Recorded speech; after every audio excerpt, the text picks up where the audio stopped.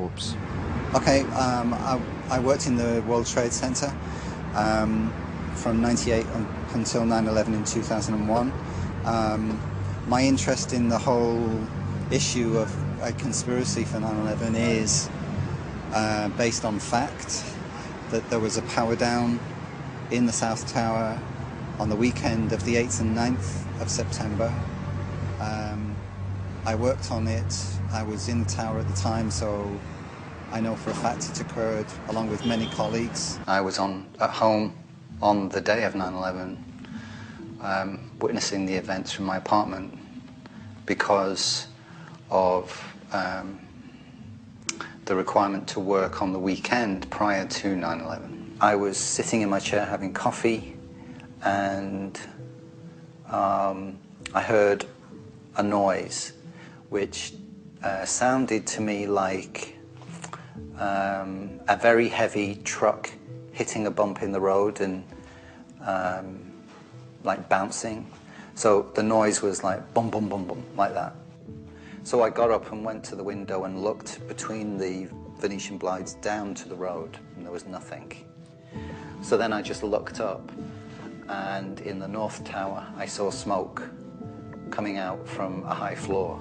At this point I was hanging out of my bedroom window. I'd pulled the window up and the blinds, and I was hanging out of the window on the phone, and from the corner of my eye to my right I saw the plane coming in, the second plane. It came in from over New Jersey, Staten Island way, and it came almost entirely across the Statue of Liberty, quite an angle, into the tower, and it was coming down as well. I saw the South Tower go down just before 10 o'clock, 10 a.m. I didn't believe it. I didn't believe my eyes. It looked like a fantasy film. What I saw was the building crumbling, like sand. I remember thinking it looked like sand, and instinctively the thought went through my head, well, what did we do at the weekend? I didn't believe my eyes, and I didn't understand it either. And you know, within 25 seconds, where our offices had stood, there was just air and smoke. So we worked on the Saturday morning, shutting everything down, handed over to the Port Authority, and it was handed back to us on the Sunday afternoon. So there was a period of probably 30 hours where there was no power. Right, and it wouldn't have just have affected camera security, it would have affected all the secure systems on doors for either key locks or security badges and so on. To undo them, they weren't working because they're all powered by electricity, so there was no power, there was no backup system, therefore they were all open. How does it make you feel looking at those photos? Kind of nostalgic, really, because it was fantastic working up there. I mean, you were working, but then you could just turn around and look out the window, and there was always something new going on every day. So it was quite an experience.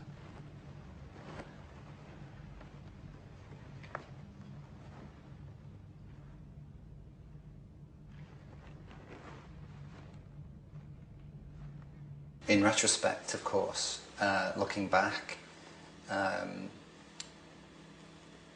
you think about everything that went on. The fact of the power down in itself was unusual.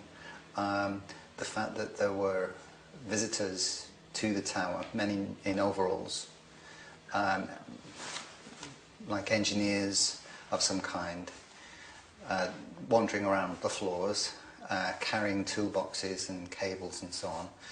At the time, wasn't suspicious of it, didn't think anything of it. I guess my big thing is I'm not a conspiracy theorist.